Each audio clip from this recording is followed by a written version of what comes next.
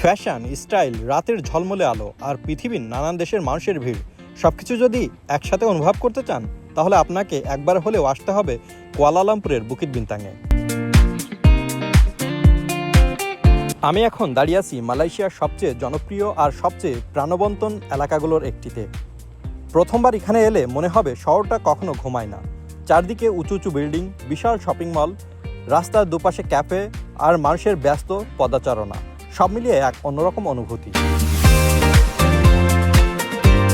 সবচেয়ে মজার বিষয় হলো এখানে শুধু মালয়েশিয়ান নয়, পৃথিবীর বিভিন্ন দেশের মানুষকে একসাথে দেখতে পারেন। কেউ ঘুরতে এসেছে, কেউ শপিং করতে, আবার কেউ বন্ধুদের সঙ্গে আড্ডা দিচ্ছে। আর হাঁটতে হাঁটতে চোখে পড়বে অসাধারণ সব ফ্যাশন আর স্টাইল। মনে হবে যেন পুরো এলাকাটাই একটা ওপেন এয়ার ফ্যাশন শো।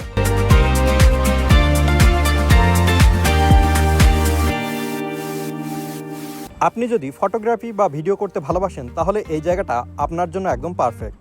দিনের আলোতে যেমন সুন্দর লাগে, তেমনি রাতের আলো জ্বলে উঠলে পুরো পরিবেশ বদলে যায়। নিয়ন লাইট, বড় বড় ডিজিটাল স্ক্রিন আর ব্যস্ত রাস্তা, সব মিলিয়ে সিনেমার মতো একটা অনুভূতি তৈরি হয়।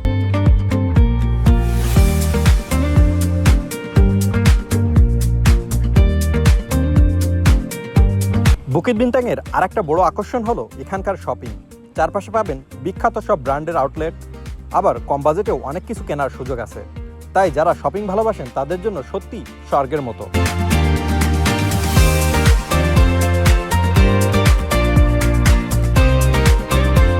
আর এখন চলুন কয়েক মিনিট হেঁটে চলে যাওয়া যাক জালান আলোর দিকে।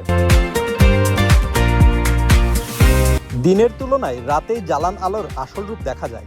পুরো রাস্তা জুড়ে সারি সারি খাবারের দোকান, ধোয়া ওঠা গ্রিল, বিভিন্ন ধরনের sea food, সাটে, noodles, fried rice, juice আর ট্রপিক্যাল ফল। যেদিকে তাকাবেন শুধু খাবার আর খাবার। এখানে এসে শুধু খাওয়াই নয়, পুরো পরিবেশটা উপভোগ করার মতো। রাস্তার দুপাশে বসে মানুষ খাচ্ছে, গল্প করছে, হাসছে, আর প্রাণবন্তন পরিবেশটা জালান আলোকে এত বেশি জনপ্রিয় করেছে।